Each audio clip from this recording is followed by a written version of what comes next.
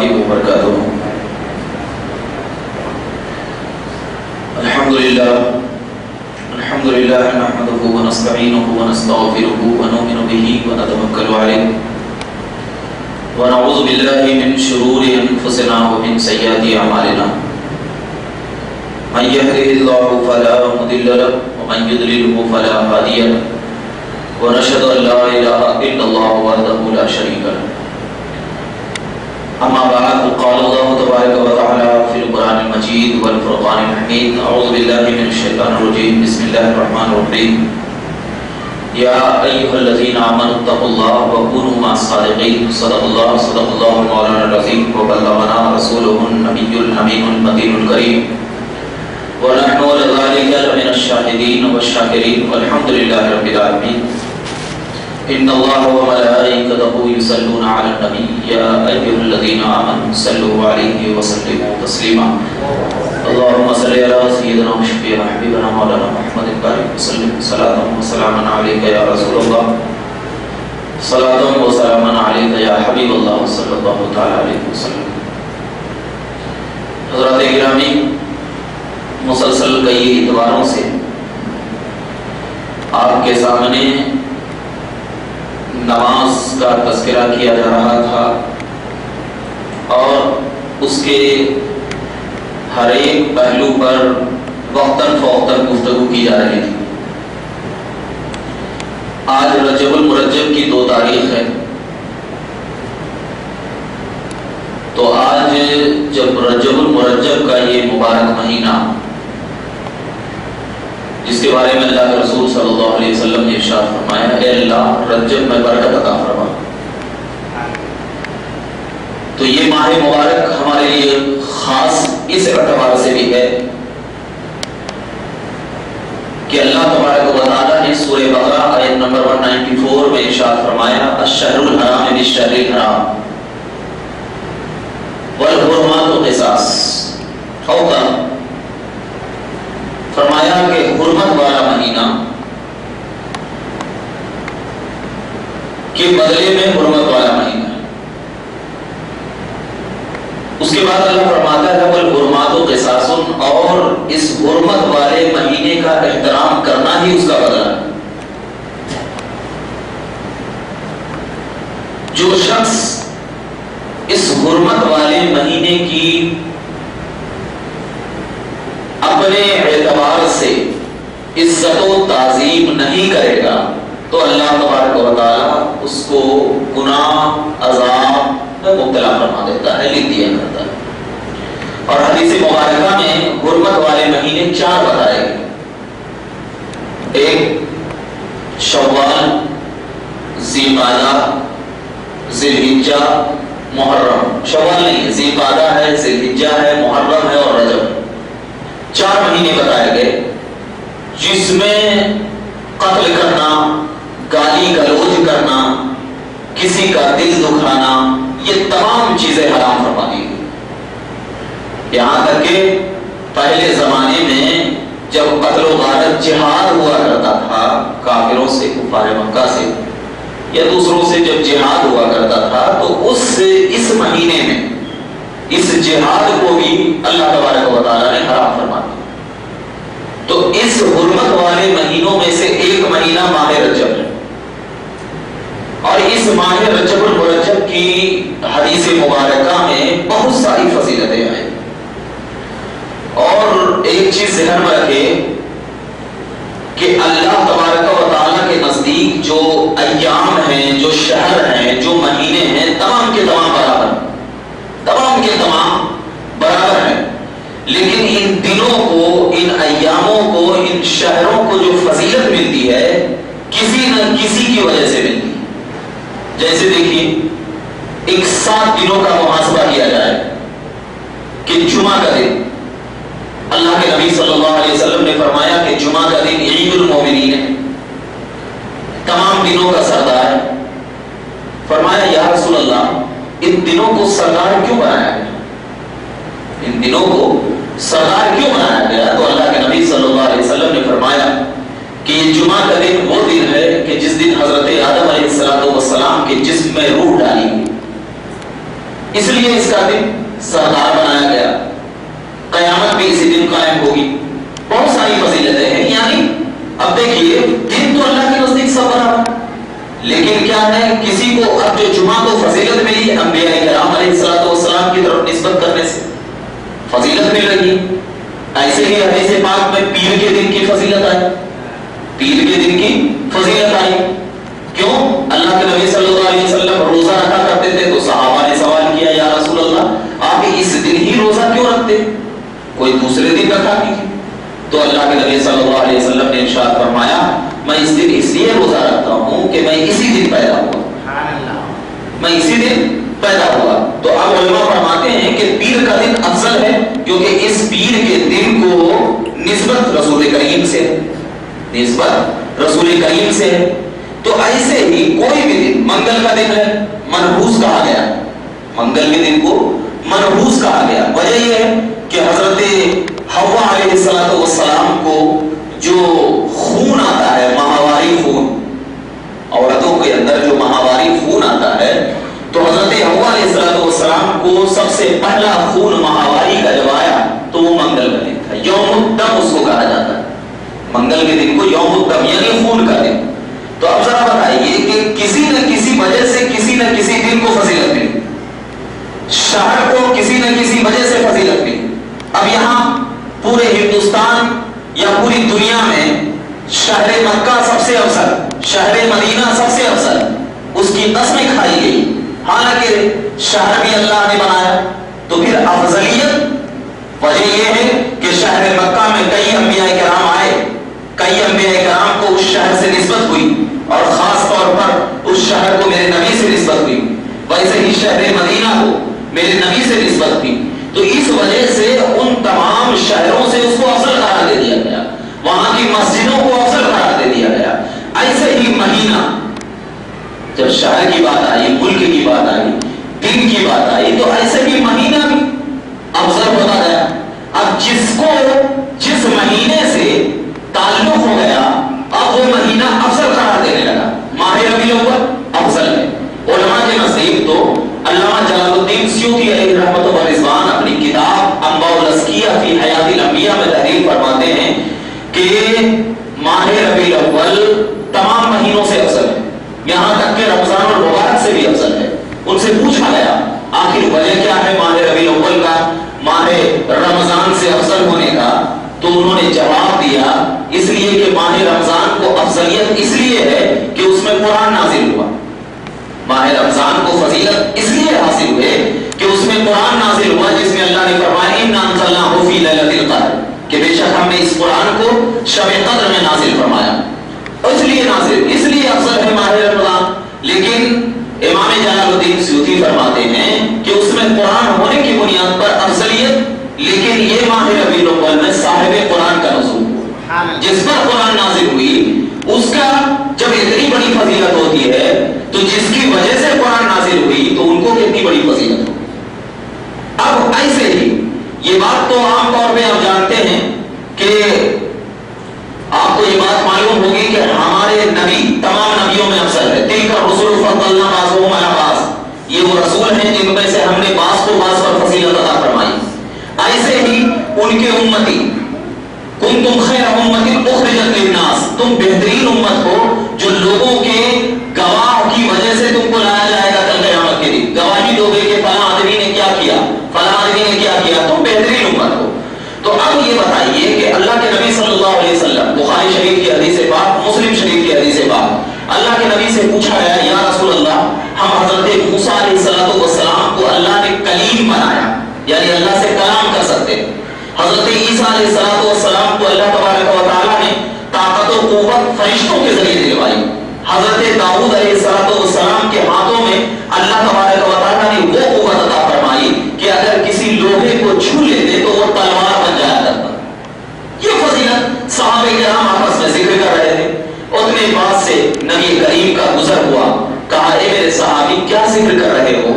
تو صحابہ کرام نے کہا یا رسول اللہ ہم تمام نبیوں کی فضیلت کا ذکر کر رہے ہیں کہ اللہ نے ان کو یہ فضیلت دی، اللہ نے ان کو یہ فضیلت دی، اللہ نے ان کو یہ فضیلت دی. تو اللہ کے نبی نے کہا لا اقسم انی حبیب اللہ، قسم بخدا کی میں اللہ کا حبیب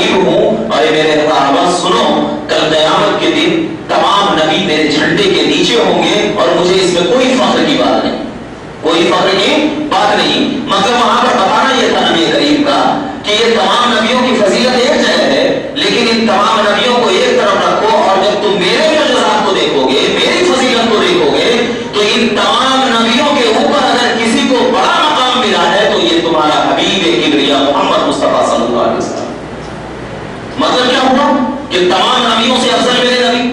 اسی بنیاد پر اللہ نے فرمایا اے نبی میں جب تجھ کو تمام نبیوں سے زیادہ فضیلت والا بنا دیا تو اب تجھ سے جو تعلق رکھے گا وہ بھی فضیلت والا، تجھ سے جس کی نسبت ہوگی وہ بھی فضیلت والا۔ عام انسان جب اپنے نبی سے نسبت رکھتا ہے تو اللہ فرماتا ہے کنتم خیر امت، تم بہترین امت ہو۔ امت تو سب ہے لیکن نبی کی وجہ سے ہمیں بہترین کا لقب ملا، تو اسی وجہ سے فرمایا گیا عام انسان عام فرشتوں سے افضل ہے، عام انسان عام فرشتوں سے افضل ہے، اور خاص انسان خاص فرشتوں سے افضل ہے۔ حدیث پاک میں فرمایا گیا عام انسان عام فرشتوں سے افضل، خاص انسان خاص فرشتوں سے افضل۔ اس کی وجہ یہ ہے کہ ان انسانوں کا تعلق ذات مصطفیٰ سے، اس انسان کا تعلق ذات مصطفیٰ سے ہے۔ اسی لیے حضرت علی سے جب سوال کیا گیا کہ بتاؤ ہمارے نبی کے ولی افضل ہیں یا ہمارے نبی سے پہلے کے انبیاء کے اولیاء افضل ہیں، تو حضرت غوث اعظم نے فرمایا کہ ہمارے نبی کے جو ولی ہوا کرتے ہیں ان کی ایک لمحہ کی عبادت اگر پہلے کے نبیوں کی ولی کو پوری کائنات میں جمع کر دیا جائے اور وہ پوری قیامت تک عبادت کرتے رہے پھر بھی وہ ہمارے ولی کی ایک لمحہ کی عبادت کے برابر نہیں ہو سکتے، ایک لمحہ کی عبادت کے برابر نہیں ہو سکتے۔ آپ بتائیے کہ اولیاء کرام کو بھی فضیلت نبی کی وجہ سے، اولیاء کرام کو بھی فضیلت نبی کی وجہ سے، ماہ ربیع الاول کو فضیلت نبی کی وجہ سے۔ اب ذرا اسی کے ماہ ربیع الاخر آ جائیے، غوث اعظم رضی اللہ تعالیٰ عنہ جن کی ولایت پر علماء کا اجماع ہے کہ وہ اللہ کے ولی، وہ اللہ کے ولی ہیں، تو ان کو بھی فضیلت جو ملی نبی کی وجہ سے ملی۔ اب نبی کی وجہ سے جب ان کو فضیلت ملی تو عام انسان جب غوث اعظم رضی اللہ تعالیٰ عنہ کی تعلیمات کو جانتا اور دیکھتا ہے تو اب ماہ ربیع الاخر کی تعظیم کرتا ہے۔ کیوں؟ اس لیے کہ اس ماہ ربیع الاخر کو نسبت غوث اعظم سے، نسبت کیا ہے؟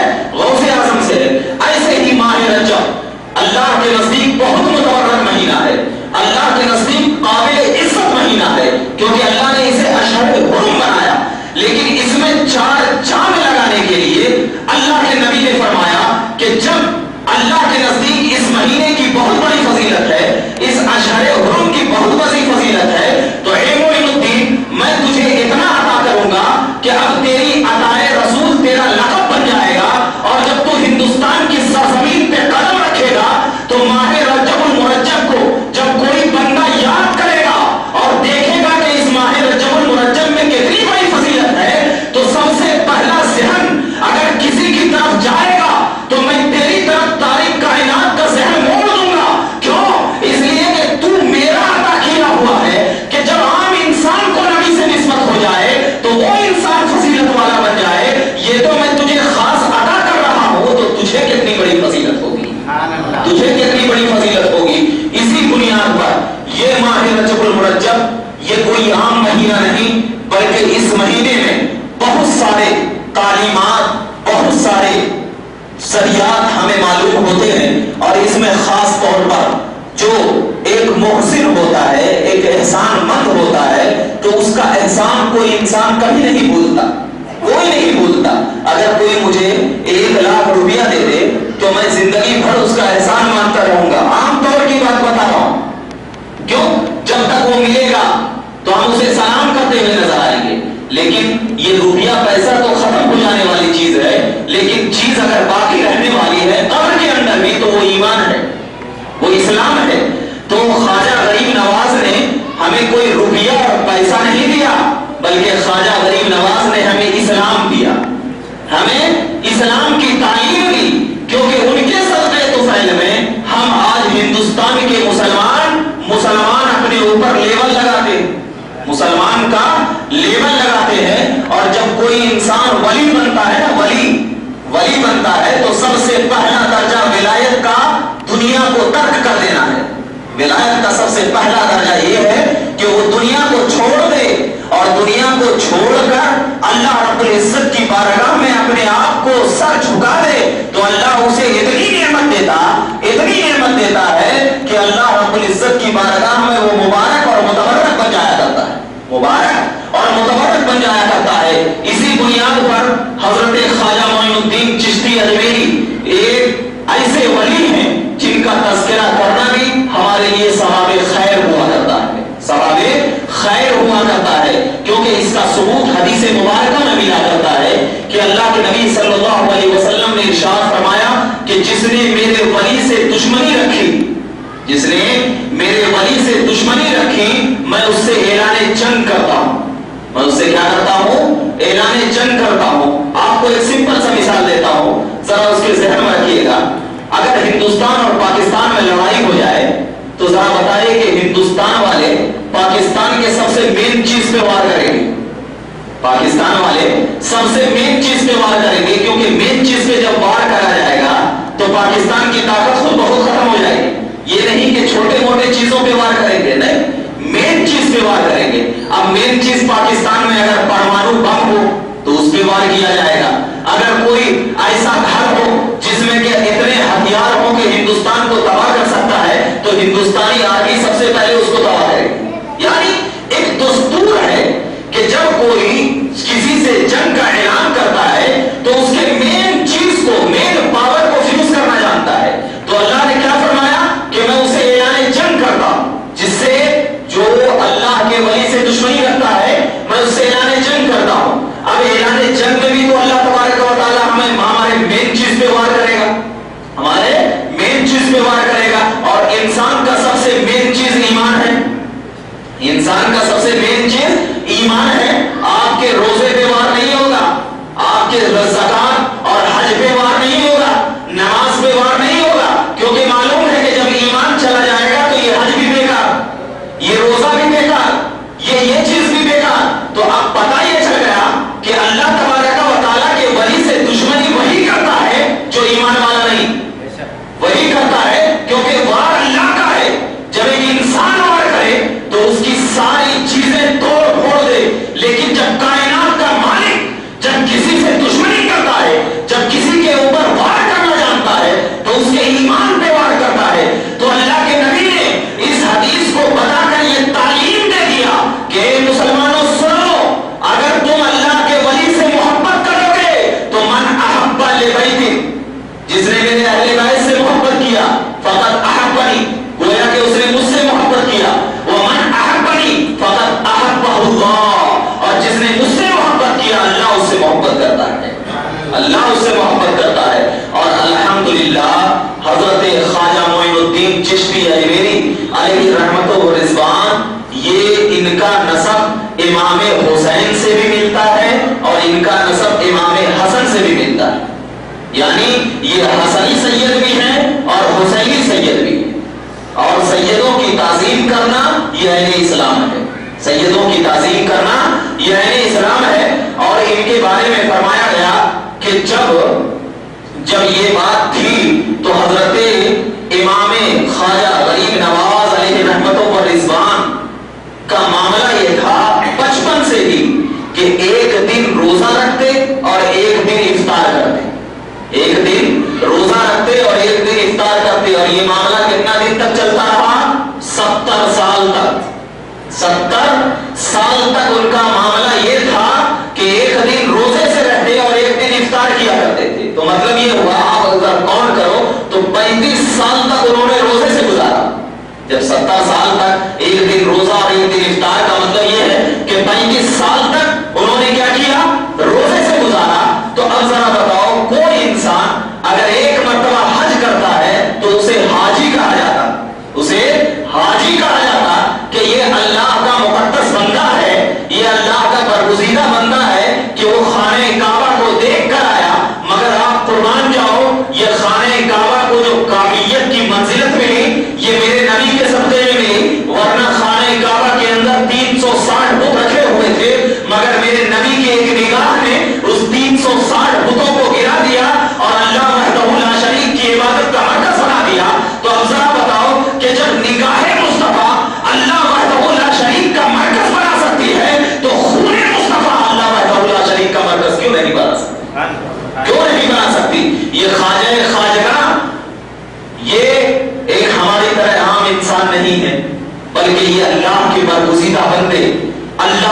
مقدس ولی جن کا تذکرہ کرنا ہی عبادت، کیونکہ اللہ کے نبی فرماتے ہیں کہ جب کوئی بندہ عبادت کر کے اللہ کا قریب بن جاتا ہے تو میں اس کا ہاتھ بن جاتا ہوں، میں اس کا ہاتھ بن جاتا ہوں، اس کی زبان بن جاتا ہوں۔ اور اس حدیث کو امام بخاری نے اپنی کتاب صحیح بخاری میں روایت کیا، میں اس کی زبان بن جاتا ہوں۔ کرتا تو وہ ہے لیکن اس کا کام اللہ کا ہوتا ہے، کرتا تو وہ ہے اس کا کام اللہ کا ہوا کرتا ہے۔ اور ایک چیز یہ ہے کہ ذہن میں رکھو کہ حضرت آدم علیہ السلام سے لے کر یہ جو کتاب ہے میرات الاسرار، جس کے مصنف حضرت شیخ عبد الرحمن چشتی نے، جو آج سے 500 سال پہلے کیے، جب تک کہ وجود بھی نہیں ہوا تھا ان جماعتوں کا، تب لکھی گئی ہے یہ کتاب، ذہن میں رکھیے گا۔ فرماتے ہیں کہ حضرت آدم کے بعد سے لے کر ہمارے نبی تک کوئی ولی ہندوستان میں نہیں آیا تھا، کوئی نبی ہندوستان میں نہیں آیا تھا، مگر اللہ تبارک و تعالیٰ کے رسول نے حضرت خواجہ معین الدین چشتی اجمیری کی آنکھوں میں نور وحدانیت ڈالا، نور وحدانیت ڈالا، اور نور وحدانیت ڈالنے کے بعد کہا معین الدین تجھے ہندوستان بلا رہا ہے، تجھے ہندوستان کی دھرتی بلا رہی ہے۔ حضرت خواجہ معین الدین کہتے ہیں میں خواب میں سوال کیا یا رسول اللہ ہندوستان میں کیا ہے؟ کہا معین الدین ہندوستان میں تو کفر و ضلالت ہے، مگر میں تیرے چہرے میں وہ نور ڈال کر آیا ہوں کہ ایک مرتبہ جو تیرے چہرے کو محبت کی نگاہ سے دیکھ لے گا اس کا ایمان کی روشنی بڑھتی چلی جائے۔ تو اب جب حضرت خواجہ معین الدین چشتی اجمیری علیہ الرحمت و رضوان فرماتے ہیں کہ میں ابھی 9 سال کی عمر کا تھا، 9 سال کی عمر کا، میں نے آپ کو بتایا نا کہ ولایت کی سب سے پہلی منزل کیا ہے؟ دنیا کو ترک کر دینا، سب سے پہلی منزل ولایت کی۔ انسان آج کہتے ہیں کہ یہ اللہ کے ولی ہیں، یہ فلاں بابا ولی ہیں، یہ فلاں چیز ولی ہیں، مگر مریدوں سے پیسہ ہٹنے میں شرم نہیں آتی۔ ضرورت یہ ہے کہ آج ہم اگر چشتی ہیں تو خواجہ معین الدین چشتی اجمیری کے فالوور بنیں، ان کے طریقے کو اپنائیں۔ ان کا طریقہ یہ تھا کہ اپنی زندگی کا ایک ایک لمحہ خدا کی یاد میں گزارا۔ تو یہ مسلمانوں، اگر تم اپنے ایک بات کو مسلمان کہتے ہو تو یہ مسلمان کہنے کی دیر بھی خواجہ معین الدین کے صدقے تو فیل میں گئی۔ آپ کہتے ہیں لوگ، آپ لوگ کہتے ہیں کہ خواجہ کی وجہ سے ہندوستان میں اسلام آیا، کہتے ہیں کیا اللہ مسلمان نہیں بنا سکتا تھا؟ میں بولتا ہوں ہاں بنا سکتا تھا، لیکن ذرا بتاؤ اس سوال کا جواب دو، کیا ہم جو کرتے ہیں اللہ دیکھتا ہے نا، دلوں کی راز کو جانتا ہے نا؟ پھر بھی فرشتوں کو کیوں مقرر کیا اللہ؟ لکھنے کے لیے کیوں مقرر کیا؟ کیا اللہ لکھنے سے قاصر ہے؟ نہیں، اللہ نے فرشتوں کو مقرر اس لیے کیا کہ دنیا کو بتانا تھا کہ میرے پاس اگر آنا ہے تو وسیلہ لینا ہوگا، چاہے فرشتوں کا لو۔ تو میں نے آپ کو بتایا کہ تمام علماء کا اتفاق ہے کہ ہم فرشتوں سے افضل عام انسان اور خاص فرشتوں سے افضل خاص انسان، اور میرا خواجہ خاصوں میں آتا ہے عام میں نہیں، خاصوں میں آتا ہے عام میں نہیں، اور جب خاص میں آ رہا ہے تو خاص فرشتوں سے افضل، اور جب خاص فرشتوں سے افضل تو جب فرشتوں کا وسیلہ لینا جائز ہے تو میرے خواجہ کا وسیلہ لینا کہاں ناجائز ہو جائے گا؟ کہاں ناجائز ہو جائے گا؟ بتانے کا مقصد یہ ہے، کتابوں میں آیا ہے، اللہ اکبر، حضرت خواجہ معین الدین چشتی کا ایک باغ تھا، انگور کا ایک باغ تھا، اور اس باغ میں انگور میٹھے میٹھے آتے تھے، میٹھے باغ انگور آتے، اور حضرت خواجہ معین الدین چشتی اجمیری علیہ رحمت و رضوان کا ہمیشہ کا یہ معمول رہا، فرماتے ہیں خود معمول رہا کہ جب باغ میں داخل ہوتے تو قرآن کی تلاوت کرتے ہوئے داخل ہوتے، قرآن کی تلاوت اور تلاوت کرتے ہوئے داخل ہوتے، اور جو جھاڑو ہاتھ میں لیتے اور باغ کو صاف کرتے ہوئے نظر آتے، ہمیشہ کا یہ معمول تھا۔ ایک مرتبہ کا یہ واقعہ ہے کہ باغ میں داخل ہوئے، قرآن کی تلاوت کرتے ہوئے جیسے داخل ہوئے دیکھا کہ باغ پورا صاف ہے، پورا باغ صاف و شفاف ہے، تو کہتے ہیں کہ میں انگور کے درخت کے پاس گیا کہ کچھ انگور توڑوں، لیکن جیسے ہی میں اس درخت کے پاس گیا، انگور توڑنے کا ارادہ کیا تو خود بخود انگور ٹوٹ کر میرے ہاتھوں میں آنے لگا۔ میں سوچا آخر یہ وجہ کیا ہے؟ پھر دوسرے انگور کے درخت پہ گیا، اس کو بھی توڑنا چاہا تو خود بخود توڑ کر آ گیا، ایسے ہی تیسرے چوتھے میں گیا۔ جب میں سوچنے لگا کہ آخر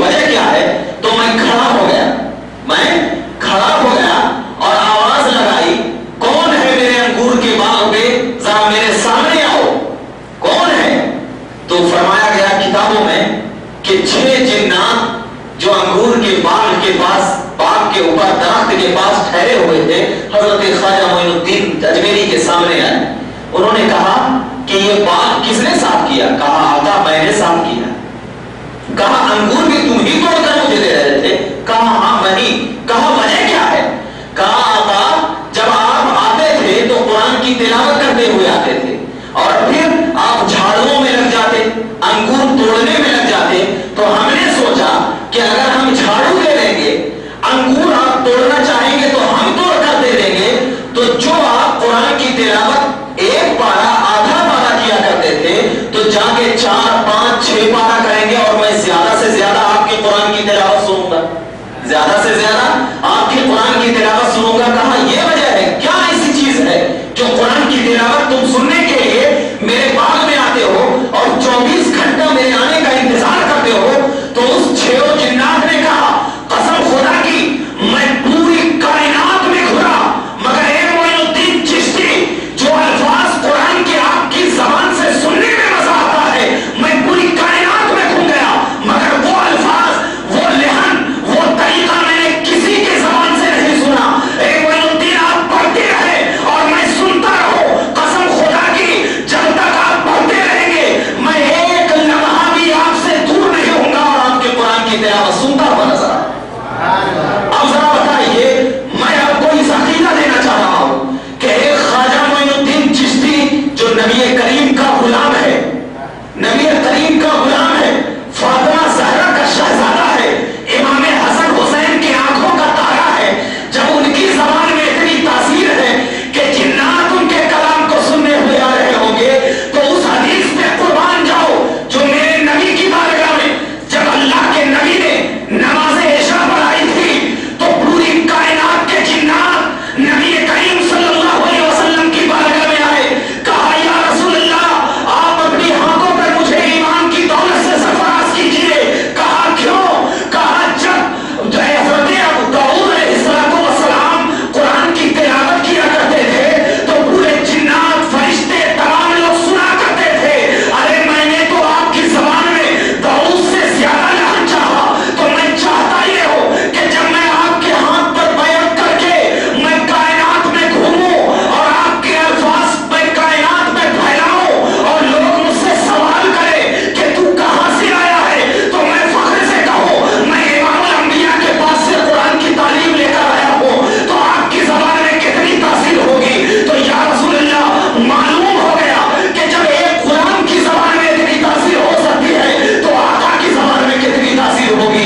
اس سے اندازہ لگایا جا سکتا ہے کہ میرے نبی کریم کو اللہ نے زبان کی طاقت ایسی عطا کی ہے کہ جو کہہ دے وہ شریعت کی لکیر بن جایا کرتی ہے. اس کے بعد قرآن کی تعلیم ہو گئی. حضرت خواجہ غریب نواز کہتے ہیں کہ میں بیٹھ گیا انگور کھاتے ہوئے. اتنے میں اس وقت کے ایک بہت بڑے مزدور جن کا نام ابراہیم تھا، بہت بڑے مزدور تھے، اللہ کے بہت بڑے ولی تھے، ان کا چرچا تھا. کہا وہ آئے میرے باغ میں اور آنے کے بعد میرے سامنے بیٹھ گئے.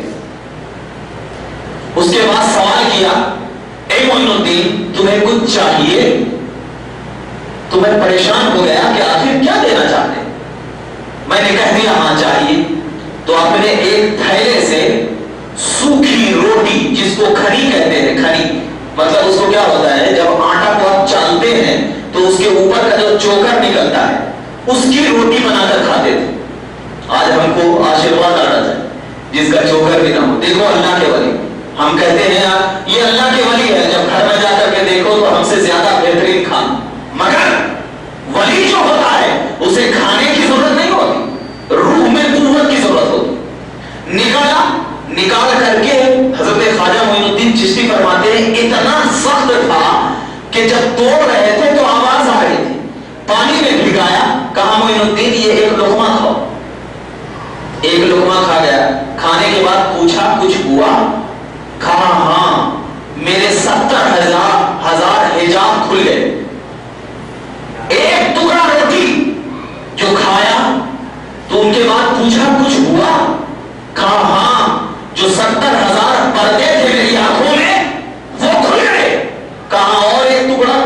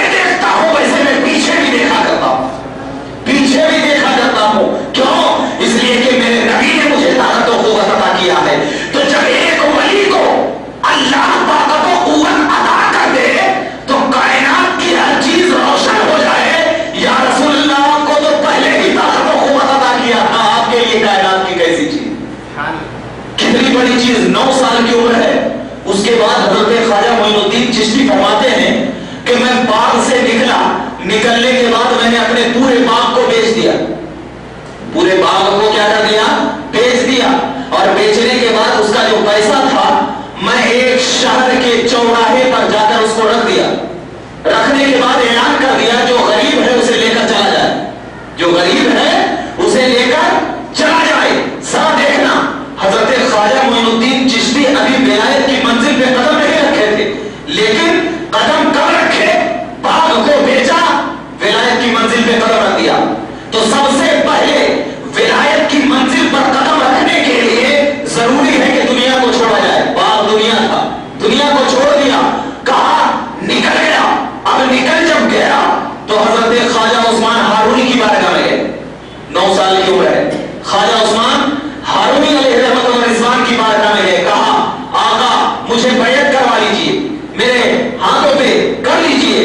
तो 9 साल की उम्र में बैत कर लिया। बैत करने के बाद हजरत ख्वाजा मोइनुद्दीन चिश्ती ने कहा, को सामने बिठा कर कहा ये 2 उंगली के नीचे देखो क्या दिखता है? कहा आका आप जो 2 उंगली के नीचे देख रहा हूं मुझे जमीन की सारी चीजें दिख रही है। कहा अब ऊपर देखो, अब क्या दिख रहा है? कहा अर्श आज़म दिख रहा है। अब जरा बताइए कि जिस शख्स को जमीन के सारों तबकात नजर आ रहे हो, जिस शख्स को अर्श आज़म नजर आ रहा हो, उसका मर्तबा कितना बड़ा होगा, कितना बड़ा होगा। लेकिन अभी ख्वाजा उस्मान हारूनी ने कुछ नहीं कहा। 20 साल हजरत ख्वाजा उस्मान हारूनी की बारगाह में गुजार दिया। 20 साल, जब 20 साल गुजर गया उसके बाद हजरत ख्वाजा उस्मान हारूनी ने अपने पास बुलाया, खिलाफत से नवाजा और कहा मोइनुद्दीन अब तू कमाल को पहुंच गया है। अब तू किसको पहुंच गया है? कमाल को पहुंच गया है। मैं सोचने लगा 9 साल की उम्र में, 9 साल की उम्र में आसमानों के अर्श आज़म को देख रहा हो, जमीन के तहत सरा को देख रहा हो, तो अब कौन सा कमाल 20 साल के बाद? यही तो सबसे बड़ा कमाल है, यही तो सबसे बड़ा कमाल है। मतलब ख्वाजा उस्मान हारूनी की बारगाह में ये 9 साल में अर्श आज़म को देखना और तहत सरा को देखना ये कमाल नहीं। कमाल तो वो है जिसको नबी ने कहा था कि कमाल वो है जो खुदा के जलवों में सैर करे, ये कमाल है। अरे अर्श आज़म तो दुनिया है, ये तो कोई भी देख सकता है, लेकिन विलायत की मंजिल ये हुआ करती है कि जब अल्लाह की वहदानियत किसी की आंखों में पड़ती है तो वो दुनिया की तरफ माइल नहीं होता, बल्कि खुदा के जलवों में सैर किया करता है, खुदा के जलवों में सैर किया करता है। वहां से चले गए। चलने के बाद कहा 5 महीने तक हजरत गौसे आजम की बारगाह में मैं जाकर के शर्फ तलम्मुस हासिल किया। यानी अब जरा बताओ उस वक्त 5 महीना हजरत गौसे आजम की बारगाह में जब बैठे होंगे तो गौसे आजम ने क्या नहीं अता किया होगा। अरे जब चोर को वली बना सकते हैं, ये तो गौसे आजम के चहीते थे, इनको क्या नहीं अता किया होगा, क्या नहीं अता किया होगा। उसके बाद गौसे आजम ने कहा अब तुम मक्का मदीना की तरफ सैर करो। मदीना गए। अल-किस्सा मुख्तसर मैं लेकर के जा रहा हूं क्योंकि वक्त बहुत कम होता है। अल-किस्सा मुख्तसर चलते गए। मदीने मुनव्वरा में ख्वाब में आया, कहा मोइनुद्दीन अब तुझे हिंदुस्तान जाना है, हिंदुस्तान जाना है। हिंदुस्तान की तरफ रवाना हुए। सबसे पहला कदम मुल्तान की सरजमीन पे रखा, मुल्तान की सरजमीन पे रखा। और इसकी रिवायत बहुत सारे अफराद ने किए हैं और ये रिवायत काबिल वसूख से है। उलमाए किराम ने इसका भी इत्तेफाक फैसला किया है। ऐसा नहीं कि अब इन रिवायतों को झुटलाया नहीं जा सकता। क्यों? इसलिए कि जिस बात पे उलमा का इत्तेफाक हो जाए और तमाम उलमा इजमा हो जाए तो उस रिवायत को झुटलाना इस्लाम में नहीं, इस्लाम में नहीं है।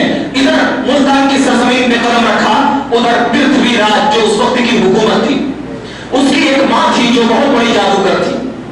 कहा पृथ्वीराज को बुलाया और बुलाने के बाद कहा पृथ्वीराज एक फकीर आ रहा है हिंदुस्तान की तरफ जो तुम्हारी सल्तनत को बर्बाद कर देगा, जो तुम्हारी सल्तनत को निस्त व नाबूद कर देगा।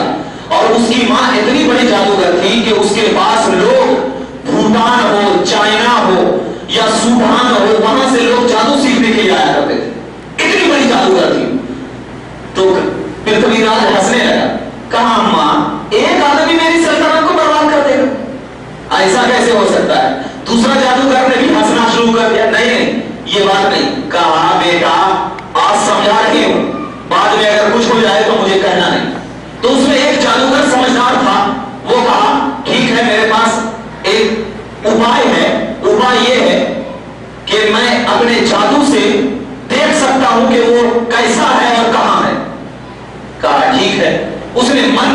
شروع کر دیا تو دیکھا کہ حضرت خواجہ غریب نواز ملتان کی سرزمین پہ قدم رکھ چکے ہیں، ملتان کی سرزمین پہ قدم رکھ چکے ہیں. کہا 4 آدمی کو بلایا جائے، ان کا اسکیچ بنایا جائے کہ کیسے ہیں. تو 4 آدمی کو اسکیچ بنانے والے کو بلایا گیا. کون؟ جیسا کہ آج ہم پولیس تھانوں میں اسکیچ وغیرہ بناتے ہیں نا بھائی، بول کر کے کہ کیسا اسکیچ بنایا گیا. 4 اسکیچ میں چاروں ایک طریقے کا بنایا. کہا اس کا زیراکس کر کے یا کچھ بھی کر کے پورے ہندوستان میں پھیلا دیا جائے، اور پھیلانے کے بعد یہ کہا جائے کہ فقیر کو جہاں پاؤ قتل کر، جہاں پاؤ قتل کر دو. تو ادھر یہاں پر پلاننگ چل رہی ہے کہ جہاں فقیر کو پاؤ قتل کر دو، ادھر اکیلے حضرت خواجہ غریب نواز علیہ رحمت و رضوان ملتان کی سرزمین سے آگے چلے. کراچی کی سرزمین پر حضرت علی حجویری علیہ رحمت و رضوان کی بارگاہ میں 2 مہینے کا قیام کرنے کے لیے رک گئے. حضرت داتا علی حجویری رک گئے. معلوم ہوا کہ کراچی کی سرزمین پہ خواجہ معین الدین نے پڑاؤ ڈال دیا ہے. ایک شخص جس کا نام شنکر تھا، ایک شخص ہے جس کا نام شنکر تھا، وہ آیا پرتھوی راج کی بارگاہ میں اور آ کر کہنے لگا پرتھوی راج حکم دو، میں اس فقیر کو قتل کرنے جا رہا ہوں. کہا جاؤ، تجھے منہ مانگا انعام دیا جائے گا کہ تو قتل کر کے آئے. ایک خنجر جو اپنے پاس رکھا اور نکل گیا قتل کر کے. جب نکل گیا تو حضرت خواجہ غریب نواز کی بارگاہ میں گیا، دیکھا کہ واقعی یہ فقیر ہے جو اس کی تصویر تھی. وہ ٹہلنے لگا، گھومنے لگا، ٹہلنے اور گھومنے لگا کہ کم موقع ملے کہ میں اسے قتل کر دوں. گھومنے لگا. حضرت خواجہ غریب نواز تھوڑا سا مسکرائے، اس کے بعد اس کو بلایا. کہا کیا وجہ ہے، تم کس لیے اتنا پریشان؟ کہا نہیں کچھ بھی نہیں، ایسے ہی میں ٹہل رہا ہوں. کہا نہیں میں بہت دیر سے دیکھ رہا ہوں کہ تم پریشانی کی حالت میں ٹہل رہے ہو، کیا وجہ؟ کہا نہیں ایسے نہیں. تو حضرت خواجہ غریب نواز نے کہا کہ تم بتاتے ہو یا میں بتاؤں؟ تم بتاتے ہو یا میں بتاؤں؟ کہا آپ ہی بتا دیجئے کیا ہے. کہا جس نیت سے تم آئے ہو میرے پاس اپنی نیت پوری کر لو. جس نیت سے تم میرے پاس آئے ہو اپنی نیت پوری کر لو. کہا کس نیت سے آیا؟ کہا شہزادے تم اس نیت سے آئے ہو کہ پرتھوی راج کی ماں نے اور پرتھوی راج نے مجھے قتل کرنے کے لیے جو بھیجا ہے، اور تم جو اپنے بازو میں خنجر لے کر آئے ہو وہ نکالو اور میری گردن پہ چلا دو. نکالو اور میری گردن پہ چلا دو. تو اس شخص نے کہا اے فقیر بابا، آپ کو کیسے معلوم ہوا کہ میں خنجر لے کر آیا ہوں؟ میری نیت کیا ہے، میرا طریقہ کیا ہے، کیسے معلوم ہوا؟ کہا اے سنو، اللہ نے مجھے اتنی طاقت دیا ہے کہ میں یہاں پر بیٹھ کر ہندوستان میں کیا ہو رہا ہے اور دل میں کیا لوگ سوچتے ہیں میں اس کو بھی جانتا ہوں. اور جو لوگ بیٹھ کر مجھے قتل کرنے کے لیے آئے ہیں میں تمام کو جان رہا ہوں. اللہ اکبر. جیسے ہی الفاظ حضرت خواجہ معین الدین کی زبان سے اس شخص نے سنا، کہا بابا آپ عام انسان نہیں ہوتے ہیں بلکہ آپ تو خاص اللہ کے ولی ہیں. میں آپ کی بارگاہ میں توبہ کرتا ہوں اور آپ کے ہاتھوں پر ایمان لے آتا ہوں. سب سے پہلا جو ہندوستان میں حضرت خواجہ غریب نواز کے ہاتھوں پر ایمان لایا وہی شنکر نامی تھا. سب دیکھو حضرت خواجہ غریب نواز کہتے ہیں نبی ہمارے دلوں کی راز کو نہیں جانتے، نبی ہمارے دلوں کی راز کو نہیں جانتے، کیا ہو رہا ہے انہیں نہیں معلوم.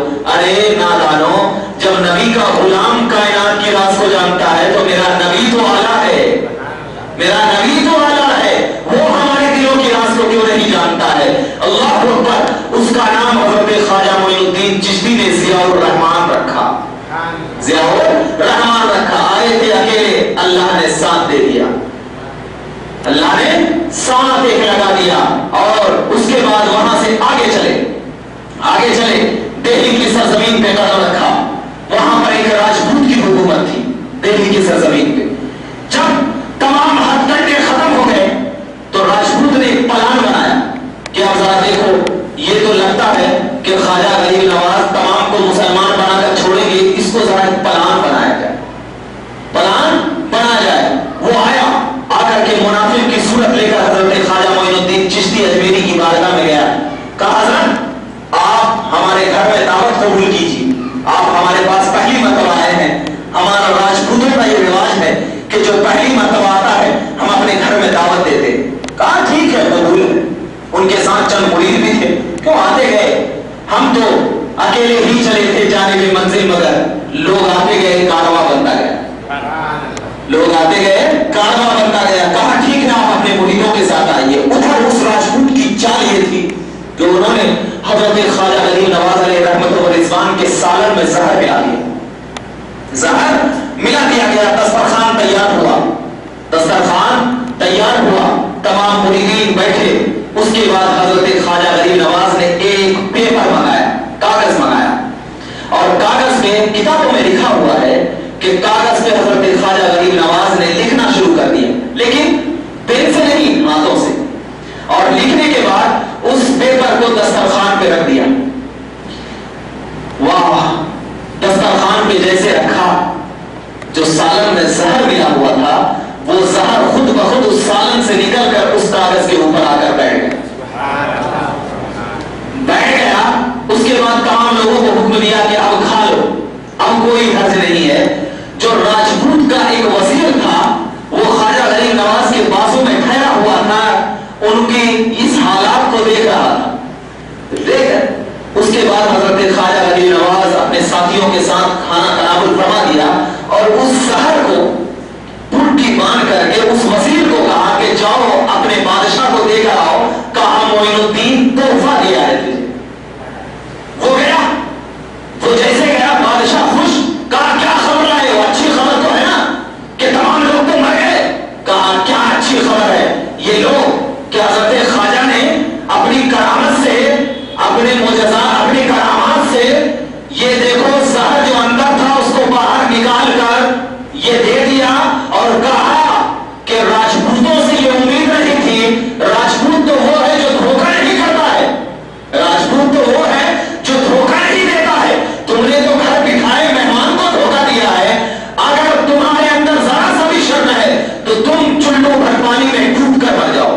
یہ بات جب کہا وہ تلملا اٹھا۔ اس راجپوت کی ماں کھڑی ہوئی تھی اس کے پاس، کہا بیٹے تو نے تو ساری راجپوت برادری کا نام مٹی میں ملا دیا۔ کہا ایسا؟ اس کو اتنا شرم آیا کہ وہ زہر کھا کر کے اسی وقت مر گیا، اسی وقت مر گیا۔ اب ذرا دیکھنا یہاں پر خواجہ غریب نواز علیہ رحمت و رضوان نے کیا کیا؟ زہر سالن سے نکال کر پٹی میں ڈال دیا، ڈالا نا۔ اب ہم ایک حدیث بیان کرتے ہیں، نبی کریم صلی اللہ علیہ وسلم کو جب ایک یہودی عورت نے گوشت میں زہر ملایا تھا، گوشت میں، مسلم شریف کی حدیث پاک ہے، زہر ملایا تھا، تو کیا ہمارا عقیدہ یہ نہیں ہے کہ گوشت نے نبی سے کلام کیا ہوگا، بولا ہوگا یا رسول اللہ ایک عورت یہودی نے زہر ملایا ہے تو ابھی کیا کریں؟ کہا زہر ملانے دو، زہر کا اپنا کام کر دو، نبی کو اپنا کام کر دے۔ کیوں؟ اس لیے کہ جب خواجہ کو معلوم ہو سکتا ہے کہ سالن میں زہر ہے تو پھر نبی کو کیسے نہیں معلوم ہوگا کہ گوشت میں زہر ہے؟ یہ بھی تو چیز ہوتی ہے۔ اور ایک چیز بتا دو کہ کیا اتنا یہ چیز ہے کہ بیٹے کو معلوم ہو باپ کو نہ ہو؟ ارے تو اسی کی نسل سے نکلا ہے۔ آپ کو میں بتاؤں، ماں کے بارے میں باپ زیادہ جانتا ہے آپ کی یا آپ زیادہ جانتے؟ باپ ہی زیادہ جانتا ہوگا نا۔ تو اب ذرا بتاؤ، یہ تو نبی کے غلام ہیں، نبی کے غلام ہیں، اور اللہ نے طاقت عطا کیا ہے، اپنی سی طاقت نہیں آئی۔ تو جب نبی کو، نبی کے غلام کو اللہ وہ طاقت دے سکتا ہے کہ سالن سے زہر نکال سکے، تو یا رسول اللہ آپ کی عظمت پر تمام اہل ایمان قربان، آپ کو اللہ نے کیا طاقت نہیں دی ہوگی، کیا نہیں دیا ہوگا؟ اس سے اندازہ لگایا جا سکتا ہے۔ اس کے بعد جب یہ بھی فیل ہو گیا تو اب اجمیر کے پنڈتوں نے پلان بنایا کہ ان کو مارا جائے۔ کیا کیا جائے؟ اب ان کو مارا جائے کسی بھی طریقے سے۔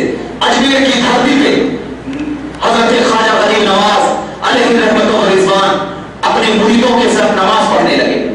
جب نماز ہو گئی، لوگ سنت و نوافل میں مصروف ہو گئے، ان کے چند مرید نماز پڑھ کر بیٹھ گئے۔ ادھر تمام پنڈت ہے، یہ پلان بنایا کہ اب ان کو مار دیا جائے۔ ترچھول، بھالا، جو بھی ہو اس وقت کے اوزار وہ لے کر آئے اور آ کر کے ٹھہر کر کہنے لگے کہ یہاں سے تم لوگ چلے جاؤ ورنہ تمہیں مار دیا جائے، مار دیا جائے گا۔ تو ان کے حضرت خواجہ معین الدین چشتی اجمیری علیہ رحمت و رضوان کے مریدوں نے کہا کہ ٹھیک ہے ہم چلے جائیں گے، لیکن ہمارے جو پیر ہیں کو نماز پڑھنے دو، جب وہ نماز سے فارغ ہو جائیں گے تو ان سے گفتگو کر لینا۔ کہا نہیں ہم ایک لمحہ بھی تم کو برداشت نہیں کر سکتے، کہا نہیں تم تو ظلم و زیادتی کرو، کہا تم کو جو سمجھنا ہے سمجھو۔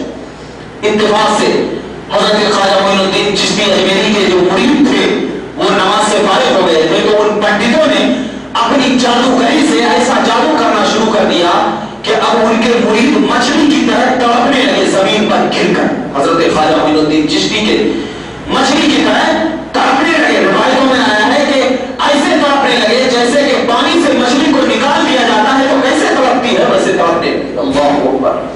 ادھر حضرت خواجہ معین الدین چشتی اجمیری نماز پڑھ کر فارغ ہوئے، دیکھا کہ ہمارے مرید تڑپ رہے ہیں، آنکھوں میں غصہ، چہرہ لال ہو گیا۔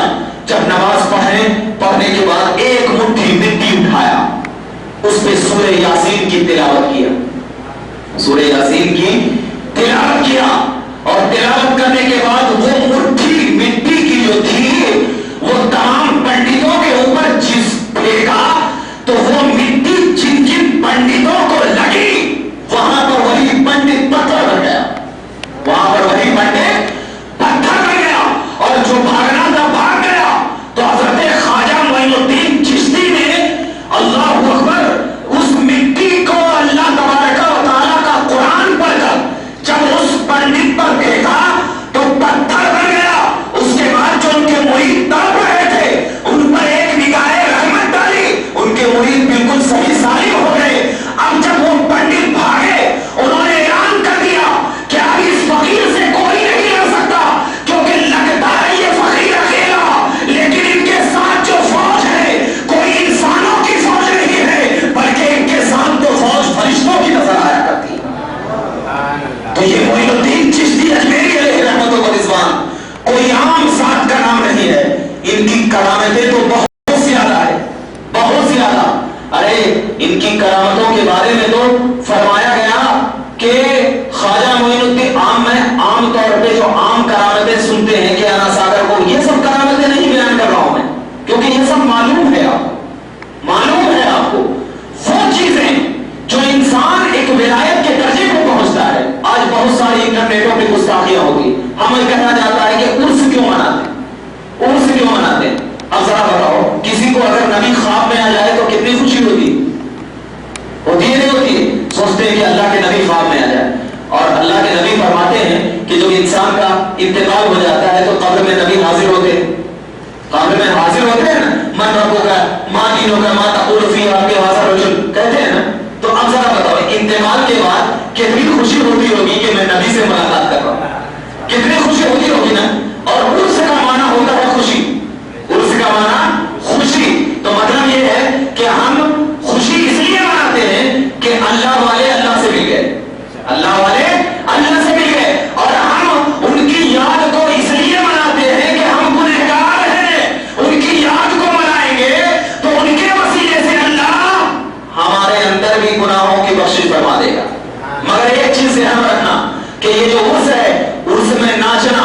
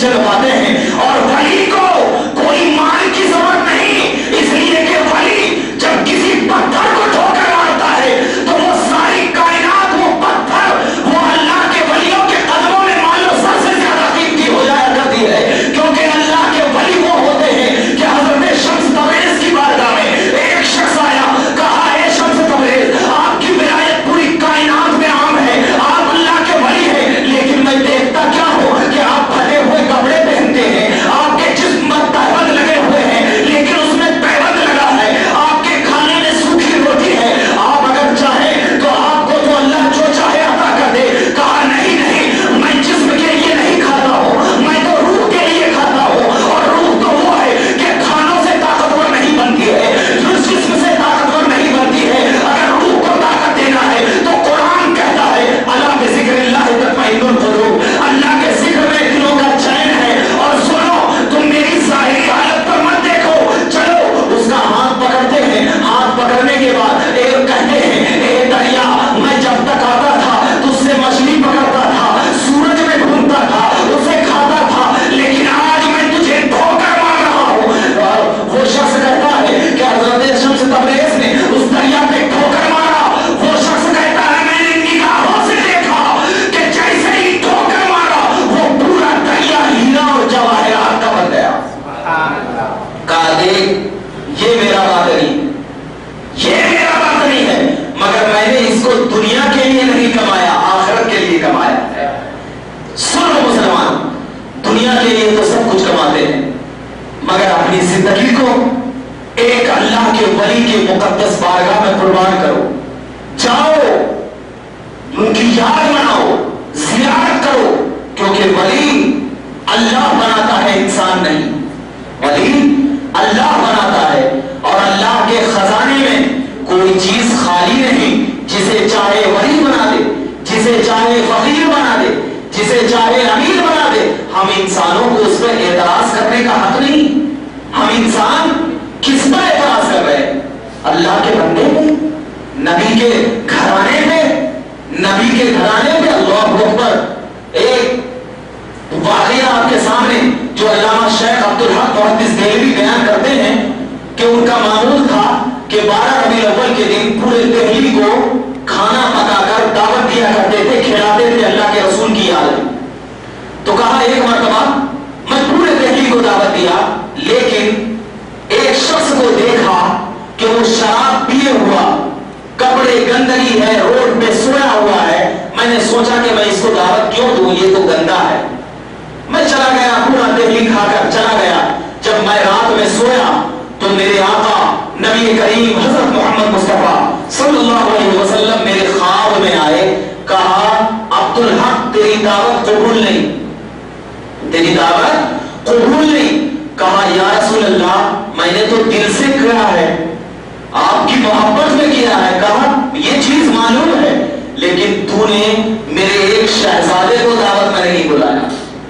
کہا آقا ایسی کون سی غلطی کہاں ہے؟ کہا فلاں روڈ پہ جو سویا ہوا تھا وہ سید سادہ تھا، میرے گھر کا شہزادہ تھا، تو نے اس کو دعوت نہیں دیا، اس لیے میری دعوت قبول نہیں. کہا دوسرے دن میں جب اٹھا اس کو بلایا، بلانے کے بعد میں اس کو اچھے کپڑے دیا، نہلایا دھلایا، اپنے تخت و تاج پہ بٹھایا، بہترین کھانا کھلایا. جب ان کو روانہ کر دیا، رات میں پھر نبی کریم میرے خواب میں آئے اور کہا عبدالحق اب میں تیری دعوت کو قبول کر لیا. سر دیکھو اس کی عظمت کو دیکھو. ایک سید اگر شرابی بھی ہو تو اس کی تعظیم کرنا فرض ہے، اس کی تعظیم کرنا فرض ہے. اس کے شرابی ہونے کا عذاب اسے اللہ دے گا، لیکن سید کے ناطے اس کی تعظیم فرض ہے. اے خواجہ معین الدین، آپ تو حسنی سید بھی ہے، حسینی سید بھی ہے، کتنی تعظیم نہیں ہوگی. اب ذرا اندازہ لگا لینا کہ جو انٹرنیٹوں پہ حضرت خواجہ کو برا بھلا کہتے ہیں، سمجھ لینا کہ اللہ نے ان کے مین چیز پہ وار کر دیا ہے، مین چیز پہ وار کر دیا ہے. اس کا فیوز اڑ گیا ہے. اگر ایمان والا ہوتا تو کسی ولی سے دشمنی نہ کرتا. ہم الحمدللہ ڈنکے کی چوٹ پہ کہتے ہیں کہ ہم نبی کی بھی تعظیم کرتے ہیں، صحابہ کی بھی تعظیم کرتے